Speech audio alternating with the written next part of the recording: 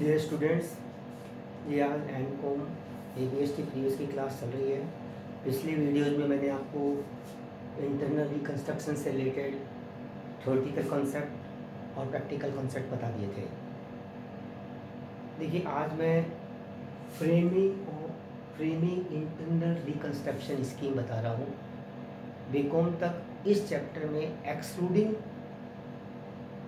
Framing internal reconstruction scheme के questions हुआ करते थे,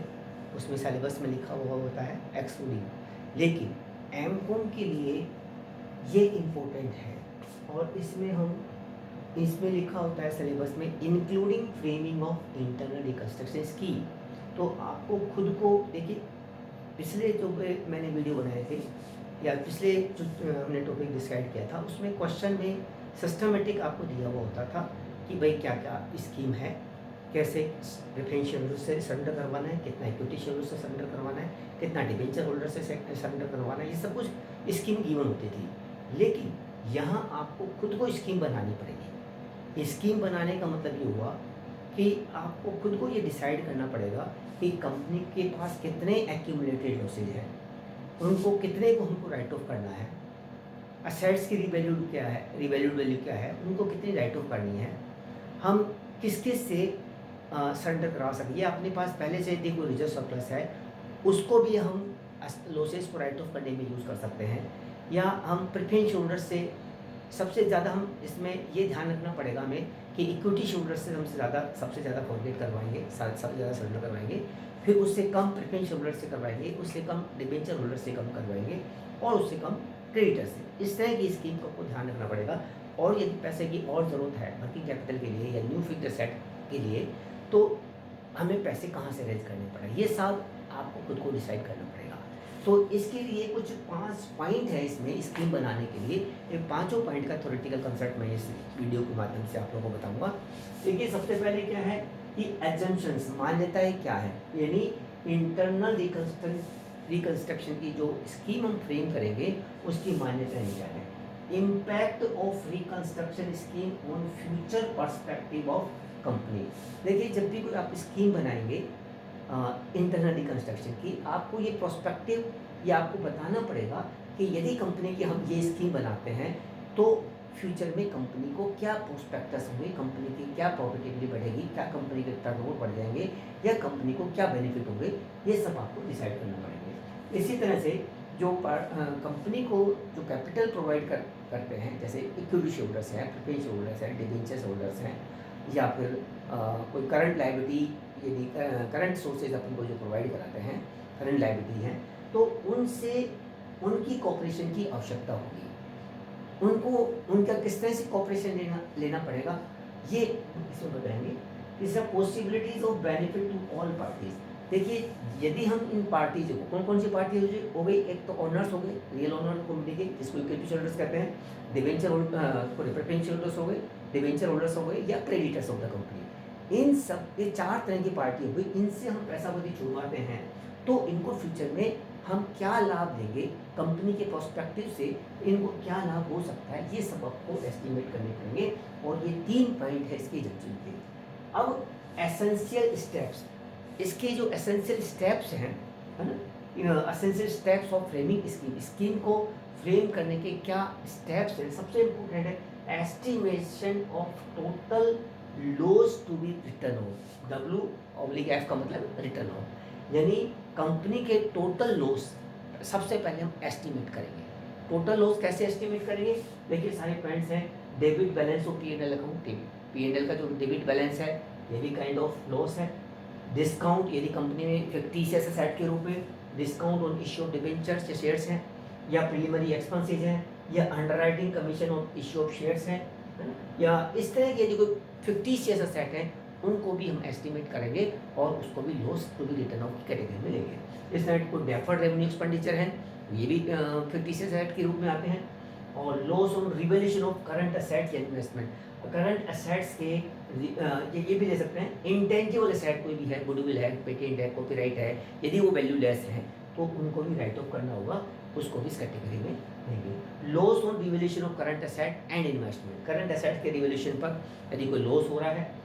करंट इन्वेस्टमेंट है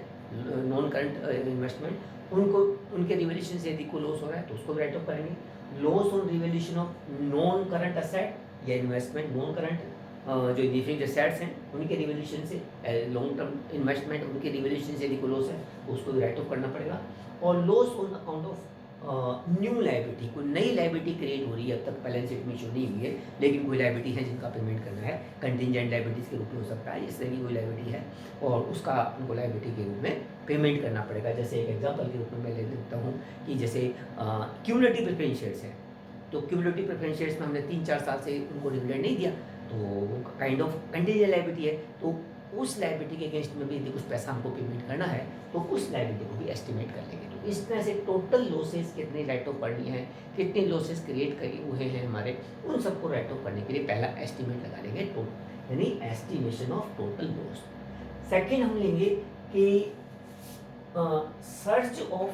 sources for writing of losses, यानी इन लॉसेज को राइट ऑफ करने के लिए, इन सारे लॉसेज को राइट ऑफ करने के लिए हमारे पास क्या क्या सोर्सेज है, क्या क्या साधन है, क्या क्या संसाधन है। तो इसमें सबसे पहले यदि कोई पहले से अपने पास कोई रिजर्व सरप्लस के रूप में सिक्योरिटी टीम का रिजर्व है या जनरल रिजर्व है, क्रेडिट बैलेंस और P&L अकाउंट है, इसे ले लेंगे, है ना, P&L का क्रेडिट बैलेंस है या कैपिटल रिडम्पशन रिजर्व है, CRR कैपिटल रिडम्पशन रिजर्व है या कैपिटल रिजर्व के रूप में कोई बैलेंस है या और कोई रिजर्व है, तो उस रिजर्व को भी हम इन लॉसेज को राइट ऑफ करने में यूटिलाइज कर लेंगे। उसके अलावा profit on revaluation of current asset के रिवैल्यूएशन यदि कोई प्रॉफिट हो रहा है या नॉन करंट एसेट के रिवैल्यूएशन से कोई प्रॉफिट हो रहा है या इन्वेस्टमेंट के रिवैल्यूएशन से यदि कोई प्रॉफिट हो रहा है तो उसको भी हम इस लॉसेज को राइट ऑफ करने के लिए यूटिलाइज करेंगे। फिर उसके बाद में reduction in equity share capital, जैसे मैंने पहले ही बताया था आपको कि कंपनी के जो रियल ऑनर हैं, है ना, वो इक्विटी शेयरहोल्डर्स ही होते हैं, तो उनसे हम कितनी कैपिटल रिड्यूस करवा रहे हैं, उनसे कितनी कैपिटल सरेंडर करवा रहे हैं, तो वो अमाउंट को भी यूटिलाइज करेंगे। प्रेफरेंस शेयर होल्डर, देखिए preference share holder equity shareholders की तुलना में प्रेफरेंस शेयर होल्डर्स को पहले कैपिटल लेने का राइट होता है यदि कंपनी लिक्विडेशन में जाती है। तो देखिए, तो प्रेफरेंस शेयर होल्डर्स तभी सरेंडर करने की पोजीशन में होंगे जबकि जबकि वो ये सोचेंगे कि कंपनी यदि लिक्विडेशन में जाती है तो उनका पैसा डूबने की चांसेस है, यानी इक्विटी होल्डर्स की तुलना में पहले तो पेमेंट कम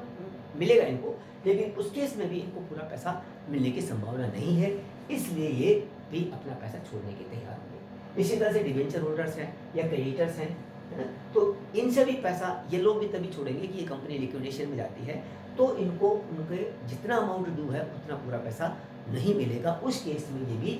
कुछ पैसा छोड़ने के लिए तैयार हो जाएंगे। तो इन सब से या और कोई ऐसा सोर्सेज है, ऐसा सोर्स है तो उसको भी अपन यूटिलाइज कर सकते हैं, ठीक है।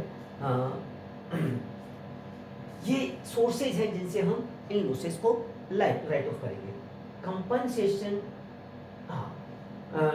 ये सारे पॉइंट्स अपन जो डिस्कस करें, essential steps for framing scheme. देखिए, कंपनसेटिंग द वेरियस पार्टी, देखिए जैसे मान लीजिए हम इक्विटी शेयरहोल्डर्स को फॉरगो करवाते हैं तो इनको तो कंपनसेट करने वाली बात है नहीं, कंपनी को इन्हीं को चलानी है, तो नॉर्मली हम इनके कंपनसेशन की बात कब करते हैं, प्रेफरेंस शेयरहोल्डर्स से हम पैसा छुड़वा रहे हैं, है ना, उनकी कैपिटल छुड़वा रहे हैं या उनका कोई एक्यूमुलेटेड क्या कहते हैं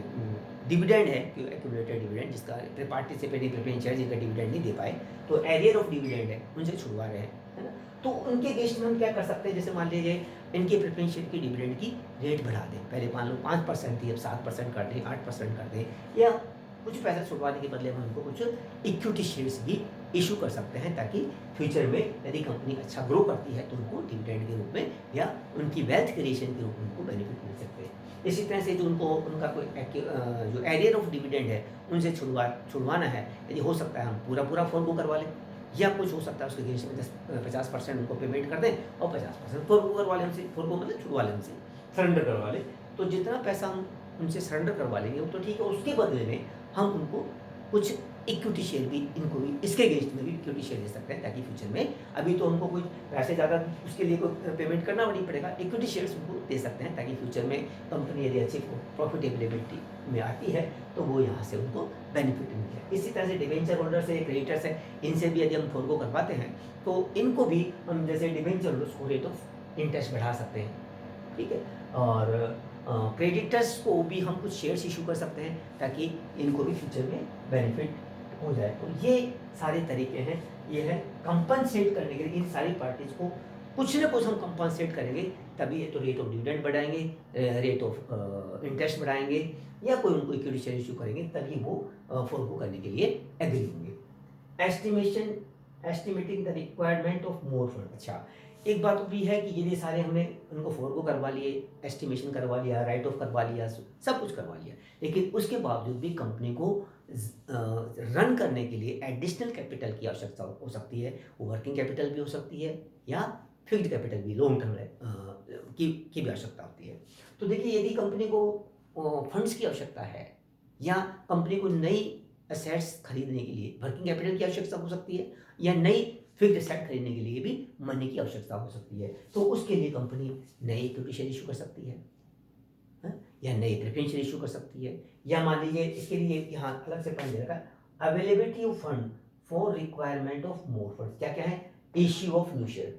इक्विटी नई इक्विटी शेयर इशू कर सकते हैं कंपनी, नए प्रेफरेंस शेयर इशू कर सकती है ना। या कोई अनकॉल्ड मनी है, party paid up equity share preference share है, तो उनसे पैसा मांग सकती है, या कंपनी बैंक से लोन ले ले, या कोई नए डिवेंचर इशू कर दे। तो इस तरह से ये फंड का मैनेजमेंट कर सकते हैं। तो ये पांचों पॉइंट आपको थ्योरेटिकल ध्यान में रखने पड़ेंगे।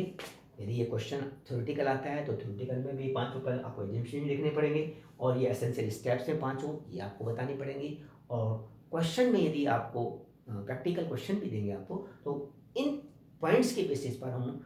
स्कीम बनाएंगे, और उसके हिसाब से हम बताएंगे भाई कंपनी की क्या किन किन से कितना कितना अमाउंट सरेंडर कराना है, और कितने कितने राइट ऑफ करना है। तो इस तरह से इस थ्योरेटिकल कॉन्सेप्ट के बेसिस पर हम अगले नेक्स्ट वीडियो में एक प्रैक्टिकल क्वेश्चन करके बताएंगे आपको कि भाई किस तरह से अपन को